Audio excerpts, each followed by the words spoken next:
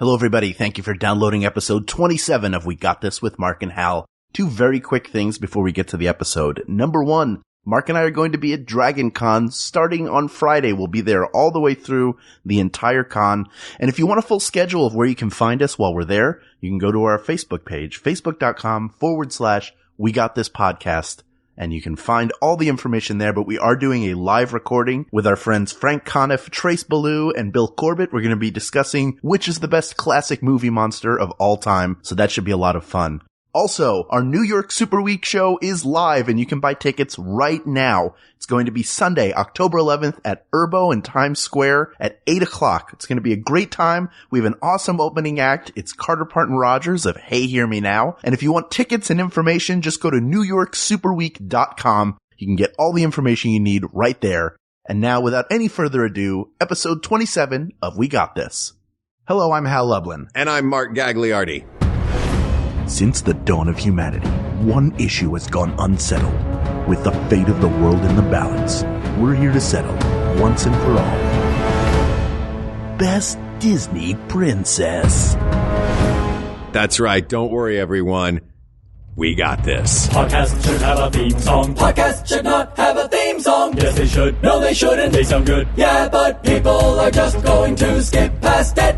You know what? You're right. We got this.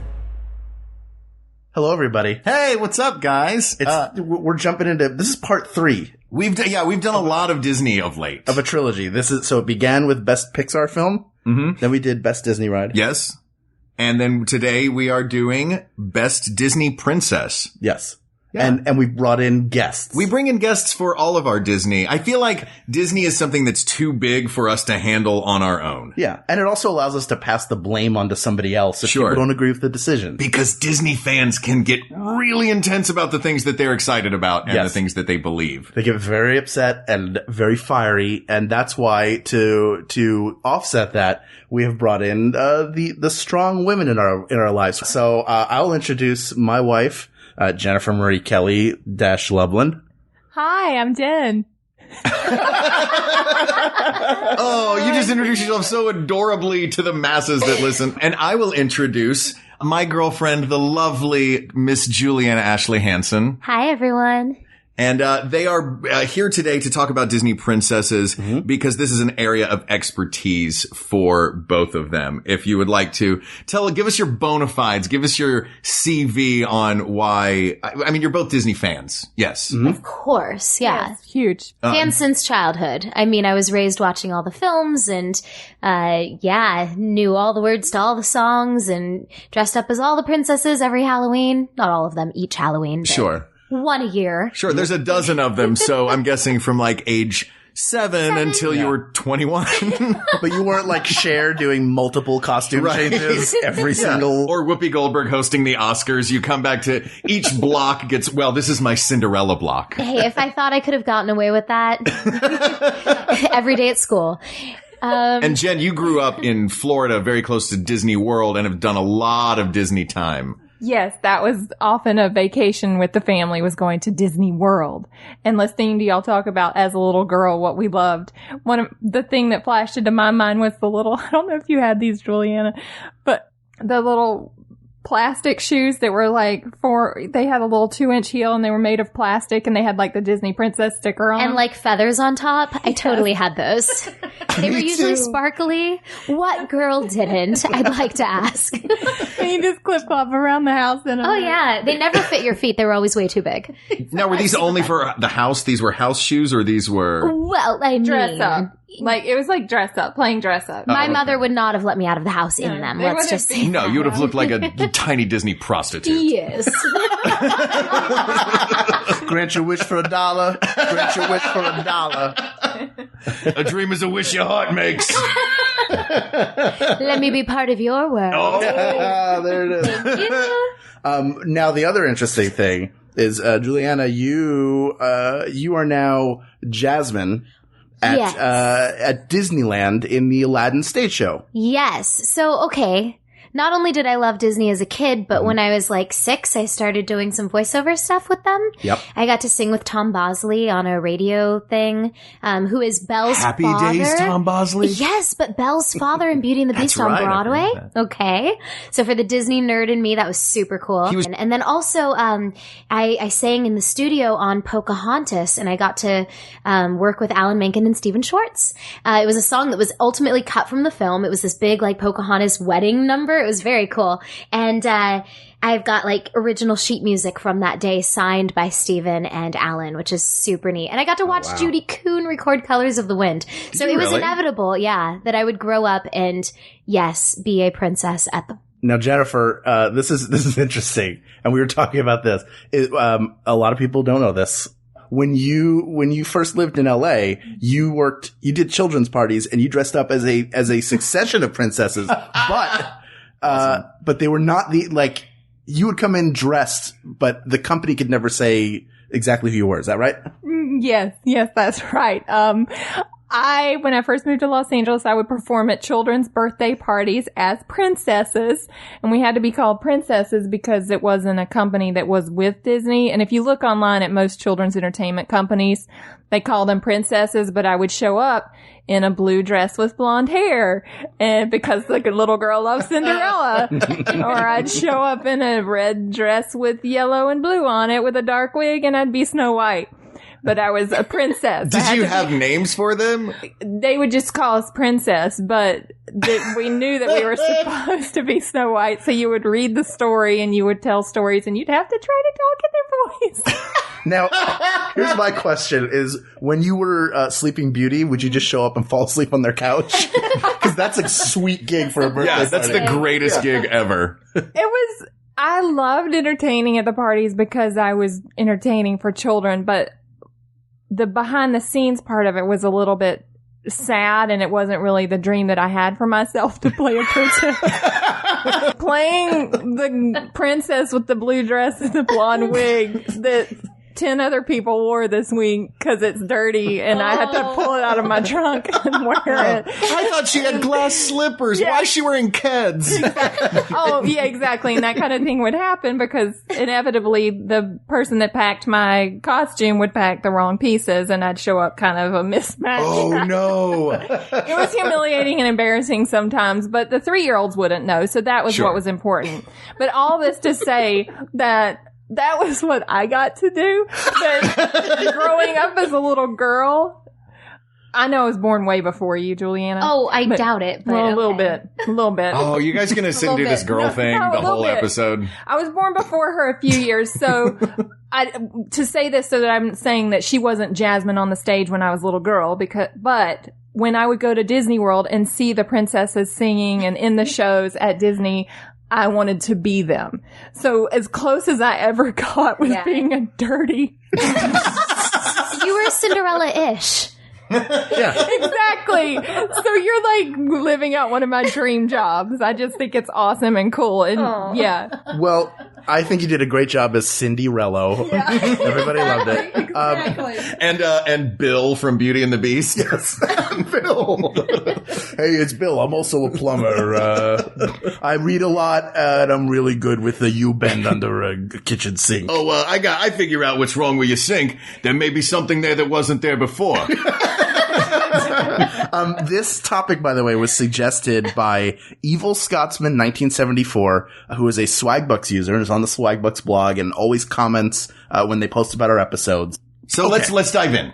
We're going to talk about the Disney princesses, and there are, at this point, because Frozen has not been added to the canon. By the way, when we're talking about the canon, a lot of this comes from on high at Disney. They have decided who the official princesses are. Yes. And there are criteria for that. Yes. One of the criteria is they have to be royalty, either by birthright or by marriage.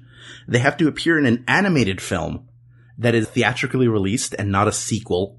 And they have to be a certain age because, in reading through the list, one person who you would think was a princess is Vanellope from Wreck-It Ralph, who is the missing princess from Sugar Rush. At the end, she's restored in the game, but she's too young to qualify as a princess. I guess you have to be marrying age, which I think in some of these is like 16. Yeah, these are kind of archaic rules that Disney has put in place. We have to give a shout out before we begin to our honor. Do you have a favorite among the honorable mentions? Yeah. And the honorable mentions being, who else did we have on that? Nala from The Lion King yes. is an honorable mention. Princess Ada from A Bug's Life is also honorable mention. The woman from, who I believe is actually a princess from Atlantis, which that movie just did poorly, so they didn't put her on the list. Oh yeah, your movie has to be successful. Yeah. Also. Be able to carry We a have film. to care. Yeah. You have to be able to carry a tentpole film. Wait, so why is Nala not a princess? Because doesn't she marry Simba, who then becomes king? Yes, but she is not human. They have to be humanoid, which Yeah. is why she is taken out. Got it.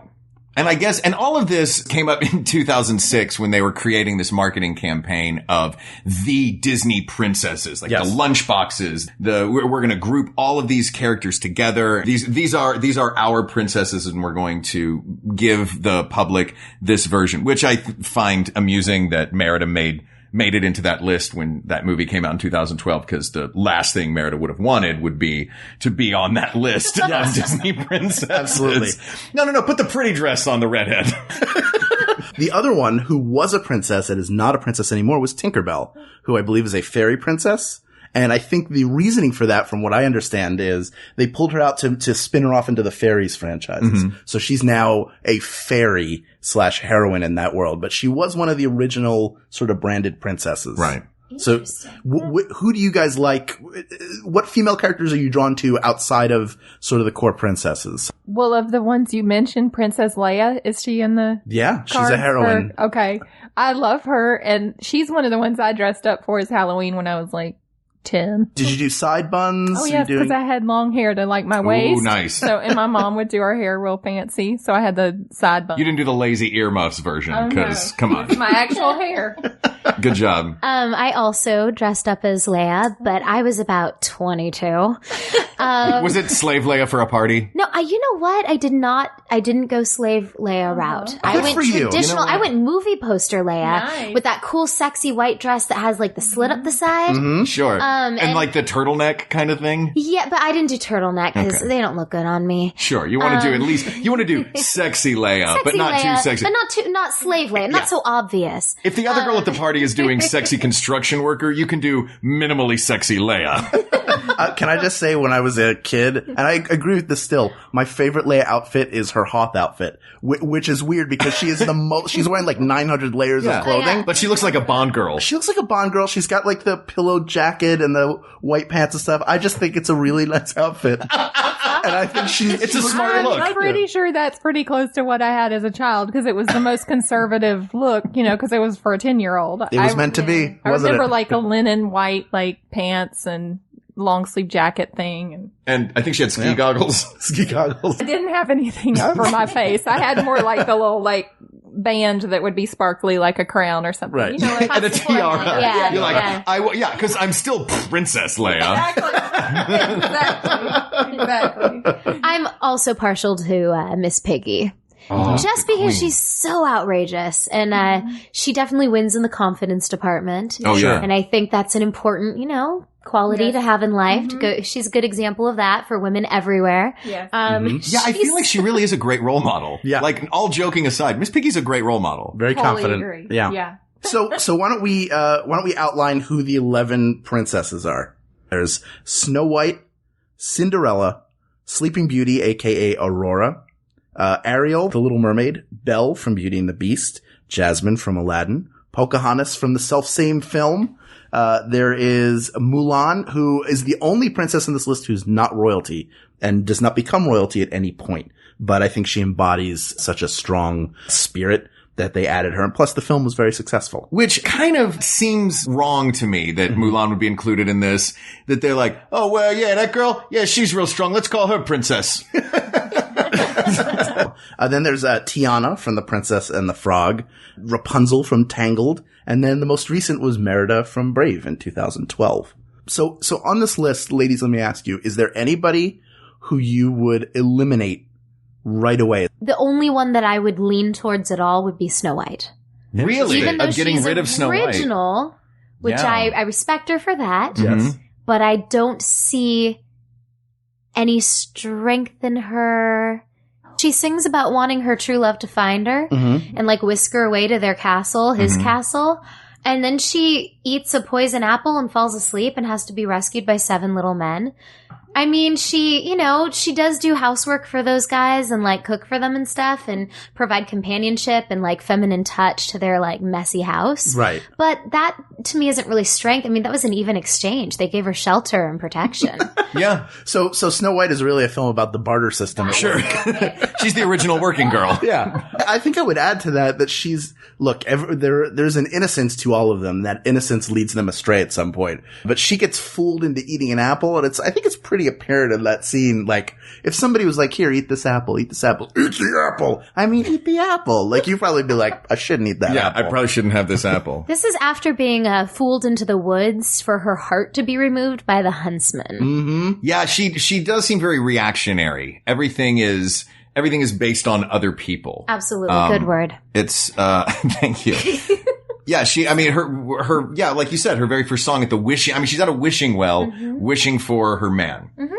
Although she is pretty cool. Like, there are some, seems like all the Disney princesses have this, but she and Cinderella probably have it more than most, which is the ability to control and communicate with animals. Oh yeah, that's a and have them superpower. do their bidding. Yeah, she's land Aquaman. Really quickly, not to derail us, but brings up Giselle from Enchanted. And I know that she's half human, but she's also partially animated. That's true. So I just would like to point out that she's kind of a princess. She doesn't become a princess in the film. She marries the modern day guy. Oh, that's right. But the person from modern day marries the prince. So technically would be a princess, but because she's not a major enough character, she doesn't count. She doesn't count. Thank you for that. Disney nerd. Yeah. I've really gone You really deep. are.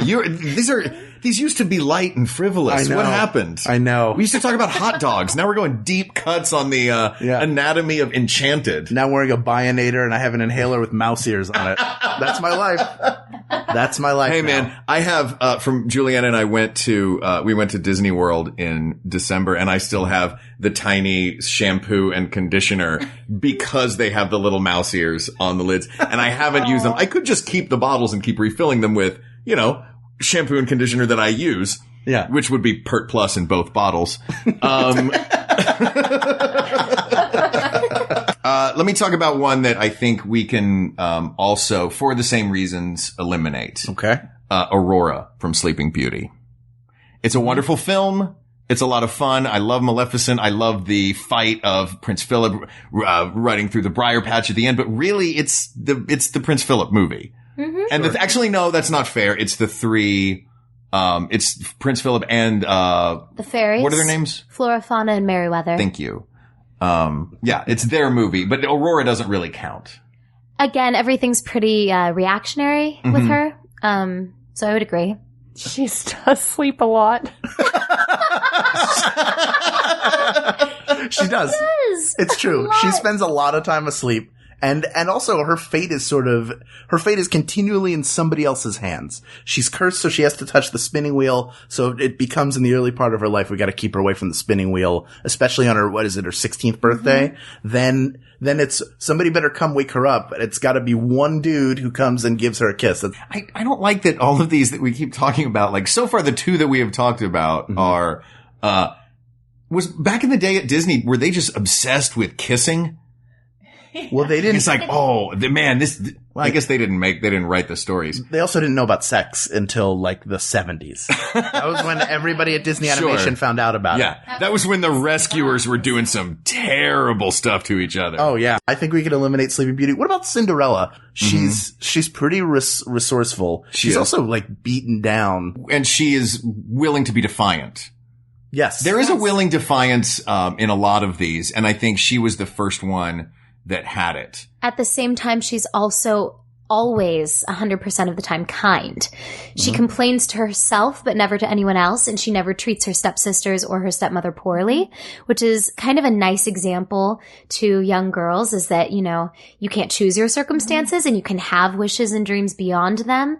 And you can be a fighter, but to still treat people with respect and kindness. And that I admire about Cinderella. Yeah. I love her because she's so upbeat and so positive all the time, even though she's upstairs like by herself and cleaning and in this, what we would think would be a miserable situation, but she's just always so happy and pleasant. I feel like she has that quintessential Disney princess thing that makes her sort of a model for the Disney princesses of that uber kindness and the talking to birds and like everything that's in her life and the willingness to break free and branch out.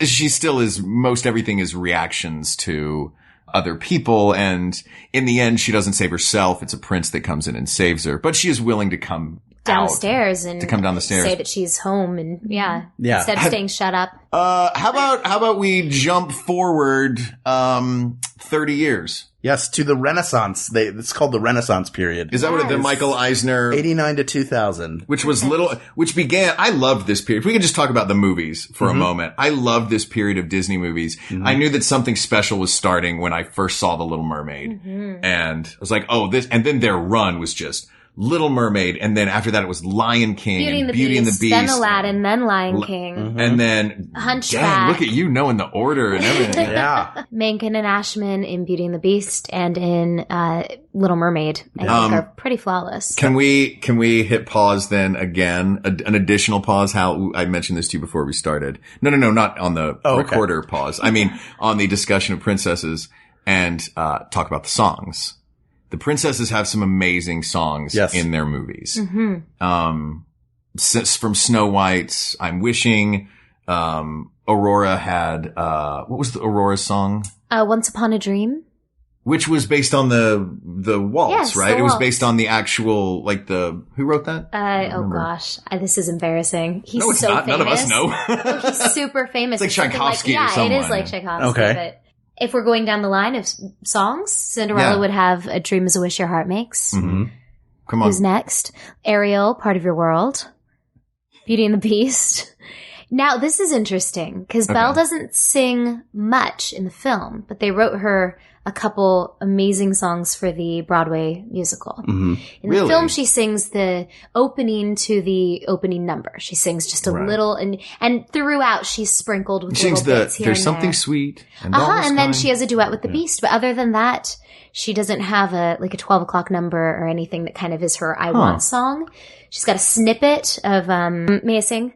It goes, I want adventure in the great wide somewhere. I want it more than I can tell. But that's as much of an I want as you get from her. Yeah. And that comes out of her disgust at her interaction with Gaston. So, and there was also no I Want song in Aladdin for Jasmine to sing. This is true. No. And there was one written for the Aladdin, a musical spectacular at Disney California Adventure, where Juliana, you play Princess Jasmine and sing that song daily. But yeah, a lot of great music. So let's start with The Little Mermaid. I have a confession to make, which is that the first time I saw The Little Mermaid was probably about 10 hours ago. Really? Yeah. What did you think? I loved it. It's an excellent movie. It came out when I was like 12, and I was like, this seems kind of like it's for girls. I don't know if I'm going to watch it. And then Grow up, Hal. Beauty and the Beast came out, and I saw that. I was like, this is the greatest. In fact, first one nominated for an Oscar, right? First one nominated for an Oscar. Little Mermaid, great story. Great story. Strong, defiant character. But True-ish. makes bad deals. Yeah. Yeah, but I think Disney was the one that said this. Change her life and become something that she's not. Yeah. And give she's up willing her to voice for a man. Yes. Yeah. Literally give up her voice for a man. And I say this with a lot of love for Ariel because she is my guilty pleasure princess. She's my favorite, I think, hands down. Oh, yeah. Because of sentimental value. Sure. And because of the whole fantastical element of like mermaids and oceans. But yeah. It is a beautiful setting, Come on, that movie. 16-year-old girl. Like, give it a few years. You might actually like who you are. Jennifer, what do you think of Ariel? Oh, I do love her very much. And I agree. Yeah. That she wants to leave what she's doing to like be with a guy, I guess is, I don't know. I just feel bad for a lot of the princesses. You just want to take them in and like counsel them? They have a lot of strength while at the same time you feel bad for them sometimes, I guess. I don't know, but I love her and I think it's cool that she can be in the ocean and on land. They do all tend to have like a lot of demands placed on their lives, Yes. like outside Yeah. struggles that most young girls don't have to deal with. And I don't know if that's because they're royalty or if that's just because like their parents are controlling. I don't know. But Yes. yeah, they deal with a lot. Yeah, I watched a few recently just to get more updated to do this today. And the one thing I kept saying over and over after every film is like, they're so put upon. Like, just put upon. It's all I could think of. It's just, I just felt bad. Do you feel bad for them. Do you feel, Jen, as a Southern woman, that you're particularly in tune to the idea of put upon? Yes. Well, just always having the kindness of, someone like Cinderella and feeling awful, if you ever hurt anybody's feelings. And then just on top of that, these girls and women are just being asked, it's about making an impression on people and having good manners and always doing the right thing and always being sweet and kind and always acting like a princess and knowing their place in the world, which might not be where they want to be. And it just, I feel like it's important to backpedal what I said about Cinderella because listening to you say that about always having to be kind and like I admire and respect kindness in a person no matter what, but I don't think that by any means that they've got to take people's crap. Mm-hmm. Like I think that it's still important, to they distance yourself and stand up for yourself, but in a loving and kind way. Right, sure. There's a way to handle things. Absolutely. But yeah, they shouldn't just cower to somebody's demands. yeah, For no reason. right. Yeah. Okay, so we've talked about a few of the princesses. We've made the leap to the new, what did you call it? The Renaissance? The Renaissance. I think this is a great opportunity for us to let you guys know about some of the other fantastic podcasts that Maximum Fun has to offer. So stick around. We'll be right back. Hello, I'm Taco, the elven magician. Moral High Church here, the master of clerical magic. I'm Magnus Burnsides, the fighter. Did you guys like that? Did you, the listener, like that? You were just swept up in a world of high fantasy and magic where anything can happen and anything is possible. Hi, I'm Griffin McElroy, Dungeon Master for the Adventure Zone, a new podcast on Maximum Fun, in which magic and mystery intertwine for a very erotically charged role-playing experience. You can catch it every other Thursday here on MaximumFun.org or iTunes. It's Dungeons & Dragons, but with family.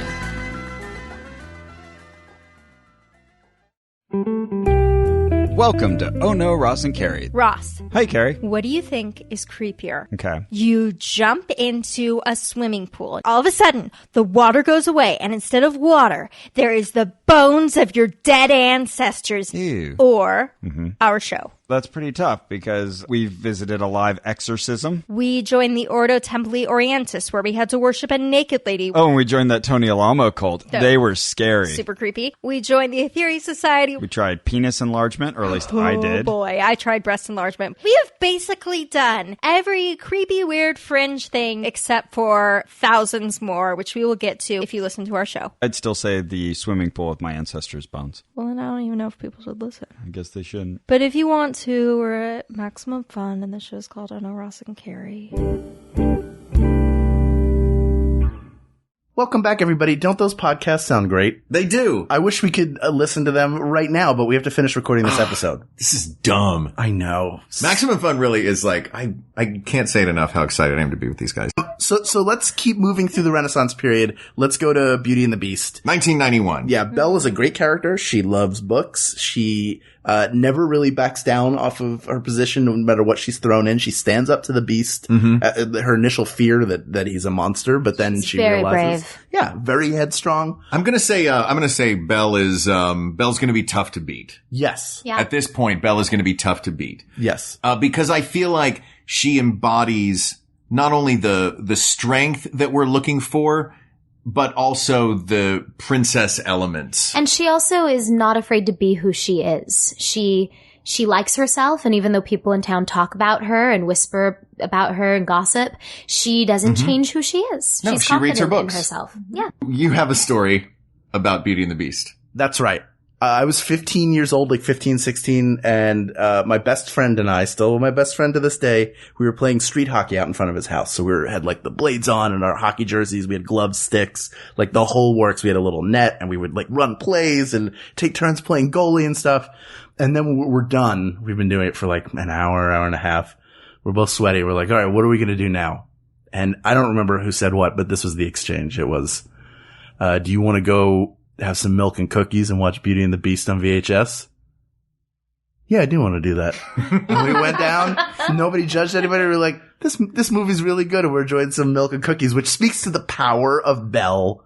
Yeah. The Beauty and the Beast. Like, it's just a great story. You can watch it any time and enjoy it. It is. I watched it again recently. I was working on a project where, we were condensing that into a small version for kids.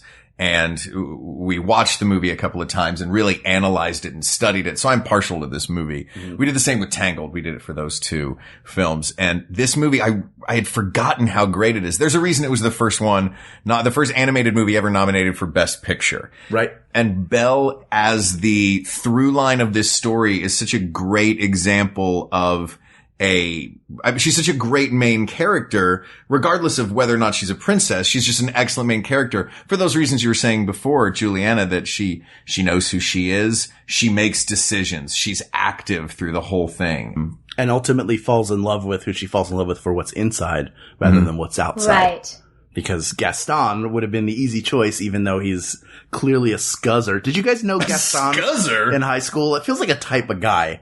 That feels like a type of, he's like the football player in the Varsity Jacket who's like, bro, he's like looking for high fives as he goes down the hallway, pushing kids into lockers. Jen? Thoughts on Belle? I love Mrs. Potts and all the teacups. Very cute. Mrs. Potts is so nurturing. You guys can't see this on the other end of a microphone. Yeah.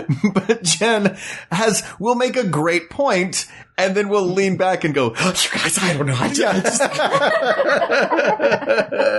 And the apprehension of like, I don't know. Like, no, Mrs. Potts is a great character. Mrs. Potts for princess. That's right.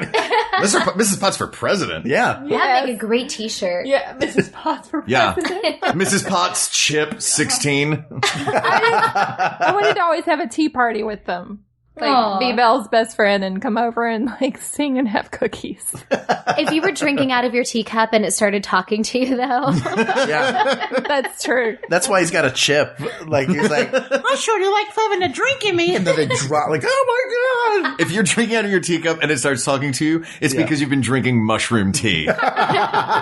With Alice, who is not a princess. That's right. Yeah, she's the one who's got, like, an ayahuasca tea. Just trying to get you to drink. Hey, let's go on a vision quest to the Gobi. You guys want to do peyote with Alice? I painted my cat purple. So we like Belle. I think Belle's in the running. Yeah, Belle is a great princess. Yeah. Do we have any more further? Do we have any problems with Belle? Is there? Just a yellow dress picks up a lot of dirt when you're being a character. Hashtag princess party issues. Exactly. Did you answer this before? Who's your favorite one to play? Oh, yeah. Oh, Cinderella for sure. Really? You're perfect, Cinderella. Oh, thank you. Yeah, I loved Cinderella.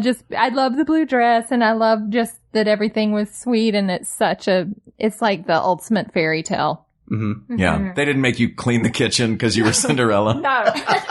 Like, you're Act 1 Cinderella now for this party. Hey, we have mice, but we also have an unfinished dress. Could you come dressed as Cinderella and take care of this? 2 birds, 1 stone, right? Just talk to these mice. Yeah. They'll do it, I'm sure. Gus. Why isn't Gus fun? Oh, jeez. Gus is gnawing on some crumbs. Gus. So what about Aladdin? We talked a little bit about Jasmine before. And you gave us a lot of insight just because you played the character. Like, you've created, a backstory for her that's plausible as you watch the movie. And she never strikes me as a character that's not that strong. Like, she doesn't want, they're trying to arrange a marriage for her and she's not interested in it because she wants she's love. Turning down suitors left and right. Yeah. And I think her dad is sort of at his wit's end because she has to get married. That's the law of the kingdom, and he can't retire from being sultan until she does, I think. So, it's expected of her, but I think that although she's extremely lonely and very much kind of dominated by male figures, I do think that she and her father have a very loving and respectful relationship between each other. Mm-hmm. I think that her loneliness comes from the fact that he can't be there all the time because he's ruling a kingdom. But so yeah, she's not all weak. She's just maybe under really unfortunate circumstances. Yeah. Maybe she's got it tougher than a lot of these other princesses. And she does make Aladdin earn it. She certainly does. Yeah. And she's got no problem telling off Prince Ali when he shows up on her balcony. She's not going to take it. She's not going to swoon at his feet just because he, wants her to, or has fancy elephants and peacocks and whatever else he shows up with. Although, is it fair to say she falls in love with him after he takes her on a magic carpet ride? Yeah, that's a little hard to... She's like, look, I don't like elephant. Don't bring me no elephants. Don't bring me no gold rings. Yeah. But if there's a flying carpet up in this piece... You better bring some magic, Here's okay? the deal. It's metaphorical in my mind. I mean, that's her growing up. That's a man opening her eyes to the world and expanding her vision of what life is and can be. Okay. And I think nobody has ever done that before. Nobody's ever given her credit to grow in that way before. So the carpet, yes, is impressive. Yes. But it's more the vehicle for her growth. That's fair. Which is how she ends up loving him. So Jasmine, but like, I feel like if you compare Jasmine to Belle, she doesn't hold up. Like, Belle just seems like such a stronger character. Do you guys get that sense also? But Belle's also given permission to be stronger. Her dad doesn't lock her up and make her stay within his perimeters. Jasmine breaks out of the palace and goes to the marketplace, not knowing what that's going to be like, who she's going to meet, how she would defend herself if she needed to. So, I think people need to give Jasmine a lot more credit. Yeah. So apparently today we've brought in Jen and Princess Jasmine's lawyer. So, no. State your case there, Juliana. State your case for Jasmine. She's a strong woman, guys. In the only movie that doesn't pass the Bechdel test. That is not her fault. Oh, she doesn't even talk to a drawing of a woman that she made on a paper plate. She didn't even draw a face and name it Wilson. Yeah. Mrs. Wilson. Mrs. Wilson. Mrs. Pac-Man is more empowered than Princess Jasmine is. That's true. She does wind up chasing Pac-Man down. She's like, get over here, Pac-Man. Yeah. We're married now.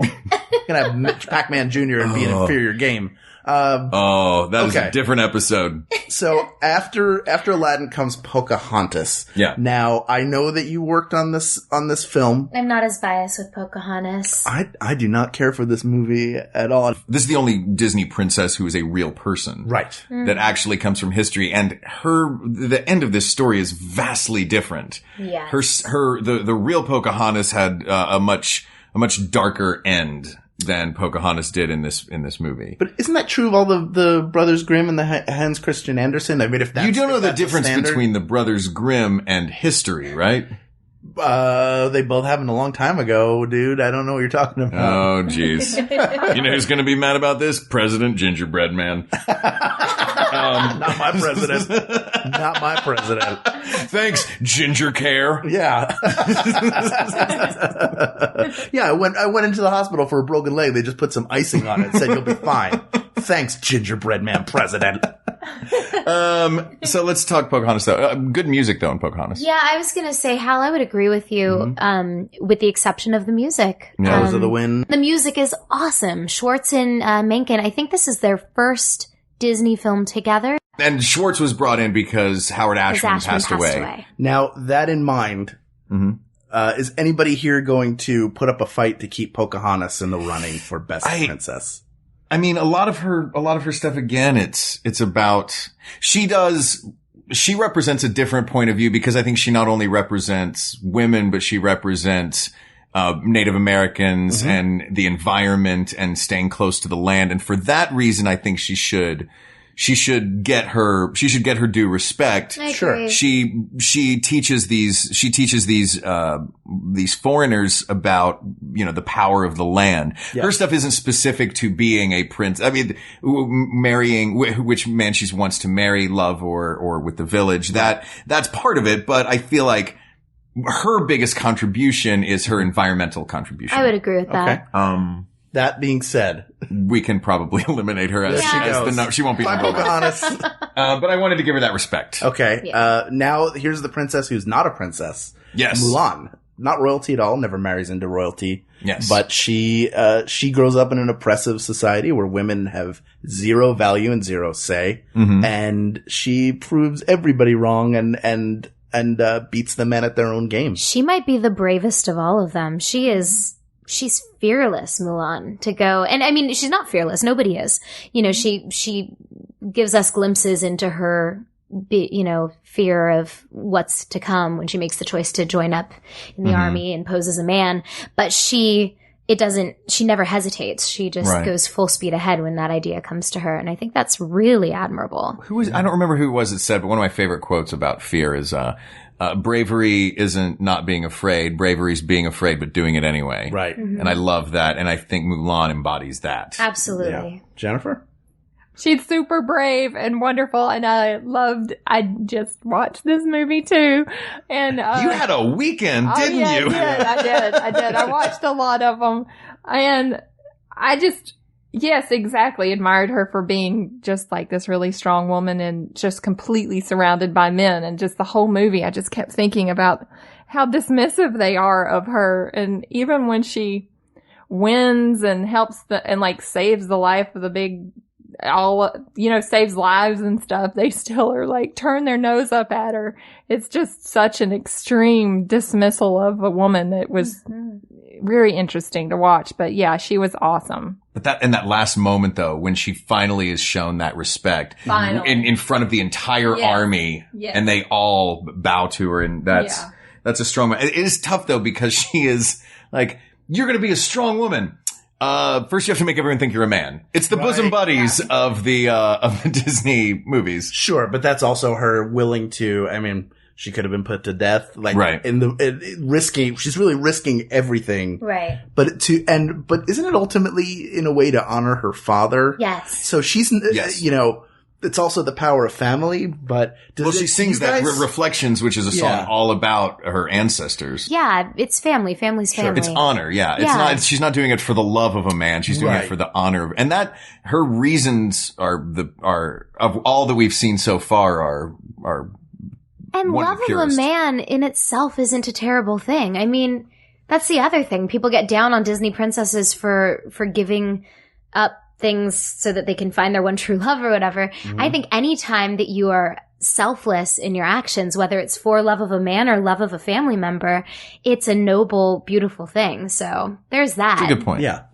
It seems like we're basing most of our assessment of these princesses and worthiness of them being the best or not on character traits and qualities that they have. But I think also it's important to note that some of these films were revolutionary in the grand picture of like Disney animation, and others just kind of came That's a great point. Maybe we should move forward, jump ahead in time again to Princess and the Frog. Now this is an 11-year jump. 1998 was Mulan, and then it took a long time for them to make another princess movie. This is, I believe, the last traditionally animated of the Disney films. Which gives it mad props in my mind. I love flat animation. It is beautiful. And somehow it makes it easier for me to emotionally connect with the characters and the action on the screen. Like I bawled like a baby when I saw this movie. I was so attached to the characters and her little friend. Ray, the Firefly. Yes, the Firefly. Thank you. I mean, it was heartbreaking. And she's another strong one. I mean, we can see the pattern. They've gotten progressively stronger. She wants to have her own restaurant. Yeah. She's, and that's her focus is she wants to be a small business owner. Yeah. And she neither expects nor, like, it doesn't get her down. She doesn't want anything given to her. She's willing to work really hard for everything. Yeah. She's had a lot of values, instilled in her. You know, I mean, the fact that her song is almost there, like she has a belief that she's going to get where she's going no matter what. Jennifer and I watched this for the first time last night. You guys really did. Like, how many movies did you guys watch in the last 48 hours? I'd say like 4 or 5. 4 or 5, yeah. 4. And I'm not even half. 48. This wasn't like 24 hours. This was Since yesterday. Since Yeah. yesterday. What did you think, Jennifer? What did you think of Tiana? Of Tiana? Oh, I loved her. She's an entrepreneur, so I loved her. Just so much. Yeah, I loved that. It really stood out to me as a different film than the others just because it was all about her creating her own life. Just herself, like creating her own life, her own career, and then fitting those other important things into it, like family and love and relationships and stuff. So I thought that was cool.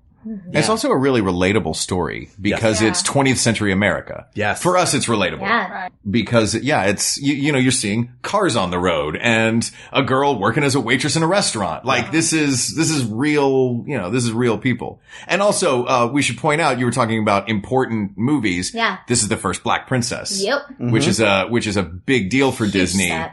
And it's, and it gives a big segment of our population's young ladies representation and a role model that looks like them to look up to, which is awesome. This movie, here's what makes me really mad about this movie. I'm really mad that it wasn't more successful. Me too. It's so good. It's perfect. All of the songs it's are really great. good. The characters are fantastic. Was it Randy Newman wrote the music? It was. Yeah. It's perfect. His music's And Menken did the score, but Dr. John does the Welcome to New Orleans song at the top. Like it's so it's so great, and it just, if you haven't seen it, it's worth buying or renting and watching. But for me, she's definitely in the running. She's in the run. She's up there with Belle. And I feel like, how do you not, I wish it had been more successful so that they could have built an attraction around it. Cause it would have been, I would love to have seen what the ride was. And they have a built-in place to put it. They have New Orleans Square. They did have, for a while, they had a great show at Disneyland. I don't know if they had it in Florida, but, and I'd be doing one show somewhere else and I'd come over and watch it when they were doing it. They would bring the Mark Twain riverboat around because it's very much in that style. And on one side, they would just park the riverboat, on the river there, and, where you would watch Fantasmic, you'd be sitting in New Orleans Square watching the show. They'd park the riverboat and it would all happen on one side of it. And they had pretty elaborate, set pieces for something that's being done on a boat that's also a functioning attraction. And they had the singers and they had all the characters out there and Tiana. And it was a really fun music show, but it only lasted like a summer. It was really fun. Yeah. I wish they had more. Yeah. So Tiana survives to make it to the next level. Then we have Tangled. Which Jennifer and I watched about 3 hours ago. I like Tangled a lot. Yeah, it's great. Yeah. There haven't been any of these that I haven't liked. And it features our friend Zachary Levi and Paul F. Tompkins. Paul F. Tompkins is in that movie. What? Yeah, Paul F. Tompkins is the little baby. He's the little drunk guy. The little drunk grandpa baby. Yeah. That's Paul. Now I've got to rewatch it. He's a short brother is how he's credited. Short brother. But it's great. It's so, I like the whole time I'm just like, where's Paul? I want to hear Paul and Leslie. Oh yeah. But it's a really good story. She's another character that's sort of cursed by her circumstances because she's immediately sheltered and kept away from everything. But she also shows that sort of pioneering spirit to want to get out there and she takes that leap, a literal leap of faith. True. To escape those confines she's been placed in. And I love that even though she tried to make the most of her circumstances before she knew that it wasn't her actual mother, she had a lot of honor in her relationship, and then of course wanted to go out and explore.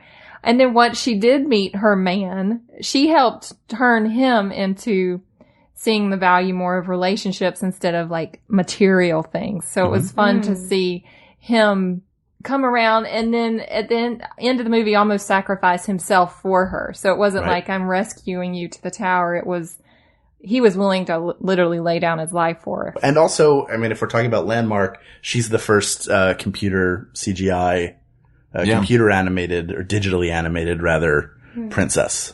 With sentient hair. Oh yeah. She's the other one who has straight up superpowers. Yeah. She's like Medusa from the Marvel universe. She's got hair that she can control. Yeah. which is pretty crazy. I kind of wish she had used that power a lot more. Just because it's interesting to me. She has that princess element she has that sort of damsel in distress princess element, or you think she will, but then she's wicked with a frying pan. When Flynn comes in and she knocks him flat. Let's talk about the last moment. Okay. In Tangled. Not the last moment of the movie, but the last moment when the climactic moment when she's leaning over Flynn, he's laying there on the ground, and the mother Gothel, he has to make that decision. She's got to make this decision. Yes, and she chooses to sacrifice the rest of her life to allow him to live. Not so they can be together, but just out of an act of kindness for somebody that she loves. Like she's making the ultimate sacrifice, and then of course he makes the ultimate sacrifice by cutting her hair to give her freedom. Let me ask our guests this. Do you view that is that an act is her decision an act of submission or an act of bravery? Oh, I think it's an act of bravery for sure, because she wanted to save him. And I kind of, it seemed like there was a little glint in her eye. And if you watch the whole movie, once she finds out who she is, she's constantly trying, she says earlier in the film, I will always try to escape from you. So I think she knows that she would still be able to figure out a way to escape her mother eventually, and they would be together and he would be alive. But he doesn't see that. So he decides to save her. But that's what I thought while I was watching it. That's interesting. So she chooses the more hopeful path. Like she's basically got her fingers crossed. Exactly. I sort of just compare that to the moment that Belle says, take me instead, to the beast. So that he lets her father go. It's sort of a similar situation. Neither one of them know, that if with any certainty that they'll ever escape the circumstances that they're signing up for in that moment. But it is more important to them to give the person they love a chance to live. So a recurring bit of awesomeness for the Disney princesses is self-sacrifice. Yeah. Yes. I like that. Nice. All right. Merida from Brave is probably the opposite of self-sacrifice. The conditions of that film are directly from her being very selfish. But at the same time, she's not selfish about having stuff. She just wants freedom. She wants to have control of her life. She doesn't want anyone to tell her what to do. And that's ultimately what gets her in trouble. She's trying to break out of a rigid system, which is another sort of recurring theme of the princesses, trying to break out of whatever your circumstances are. What do you ladies think? I think Merida's certainly strong, and I respect her relentlessness in going after what she wants, which is to not be tied down and to sort of win her own hand and kind of call her own shots. But I do think that there's an element to Merida that's like very impetuous and very, very young and almost childish. I mean, she doesn't know much at all about the person that she meets in the woods, the wood carver person, right? Yeah. And she just is willing to kind of risk whatever it takes to get what she wants, which I think is actually quite selfish. I view her as yes, brave, but also very naive and childish. Yeah, I agree with you. It was wonderful seeing her try to be strong and express herself and try to be understood and heard, and you were hoping that everybody would see, just let her be who she is and let her not have to fit this mold. But then when she did that to her mother, it just really was upsetting to just watch that and see, I just felt wow, that's pretty extreme. There's something to be said for having respect for your parents at the same time, not succumbing to something that's going to make you miserable forever. Maybe the pendulum has swung a little bit too far in that the early princesses never stood up for themselves. And then, the strongest ones stand up for themselves for the right reasons at the right times. And then in this one, it's interesting that all of her standing up for herself that she does happens toward the beginning of the movie before she's actually learned anything. Yeah. Yes. Yeah. As a main character, you learn over the course of the film. And this, I think you put it best, impetuous. There's a difference between strong and impetuous. And she stands up to, for what she wants at the expense of others, not at the expense of herself. Ariel gives something of herself. Belle gives something of herself. Now, by the end, she is... she is a well-rounded, strong Absolutely. She learns. character. Yeah. Yeah. Yeah, exactly. Talking about giving of yourself. That if she had put the spell on herself to be like, I want to change so I can be heard better or be stronger or bigger. Make me a bird so I can fly away and be free. The fact that she did that to her mother is just, ooh. Yeah. Pretty bad. Yeah. Yeah, she clearly she's a little bit too headstrong. Maybe that counts against her. She doesn't maybe have the poise, but also that's part of her character. She's not a tomboy, but she's not willing to conform to what a woman is believed to be in that time. Mm-hmm. So that is both to her credit and her detriment. Yeah. So who do we think the finalists are? Belle and Tiana, it sounds like, are the only two that we've collectively said and she's in the running. Right?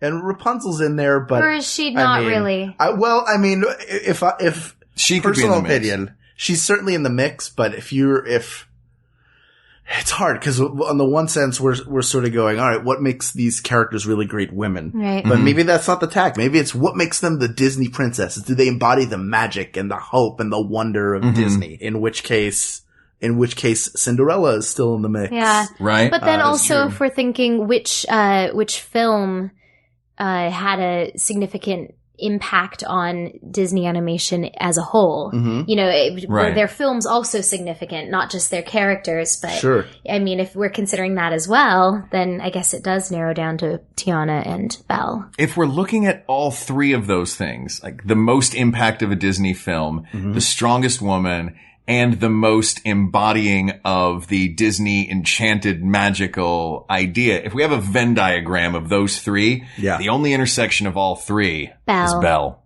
Do all four of us agree on this? I would agree, yeah. I would go ahead and Absolutely. say, that was a great pause right there, though. That was so I hope that when people listen, they're like, oh, will they agree?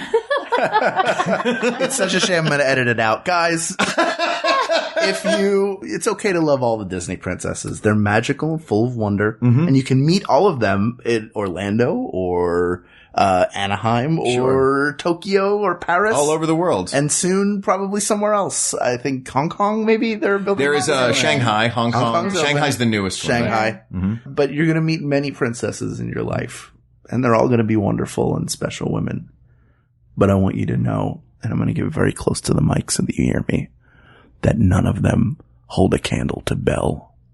So just back off. Okay? Belle is the best princess. Ladies, back me up. Absolutely. Belle meets the intersection of the Venn diagram. That is a ringing endorsement. Yeah. Yes. Well, we did it. It took us a while. This is a long episode. The one thing you can't hear is how hot it is in this room. It's about 300 degrees. Yep.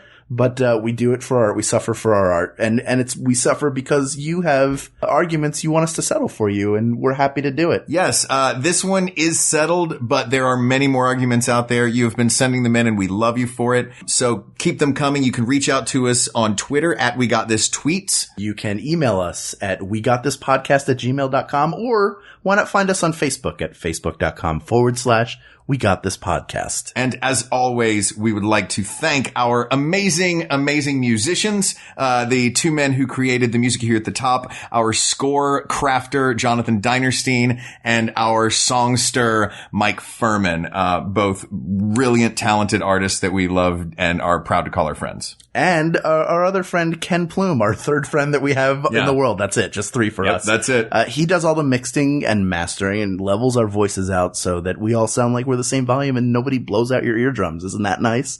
Thank you, Ken. We would also like to say thank you, as always, to our listeners. We've been getting more and more listeners, thanks to Maximum Fun and to you guys telling your friends, and we really appreciate it. And, you guys, it's a conversation, and we're really happy that you're part of the conversation, and we're so lucky and so blessed that you're listening. Thank you, thank you, thank you. Yes, and thank you to our guests. Absolutely. Thank you. Yes. This was fun. Juliana Hansen, Jennifer Marie Kelley, Lublin. Juliana, tell everybody where they can find you online. Yes. Anything you want to plug, go for it. Thank you. www.julianahansen.com, Twitter /Juliana Hansen. I've got albums and stuff, so some of them are Disney. Please check them out. Yes, that's right. Jennifer? Yes, you can find me at heyhearmenow.com. Hey, Hear Me Now. And on Facebook, Twitter, and that is my website. for some characters that I do. Thank you. Yes, that's right.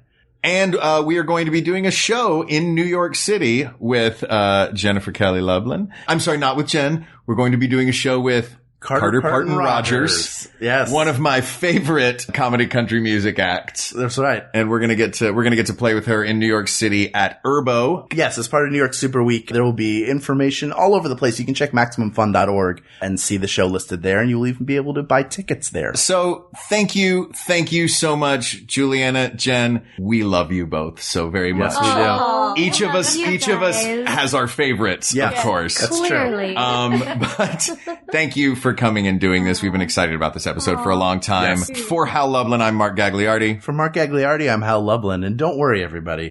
We got this. We got this. MaximumFun.org. Comedy and culture. Artist owned. Listener supported.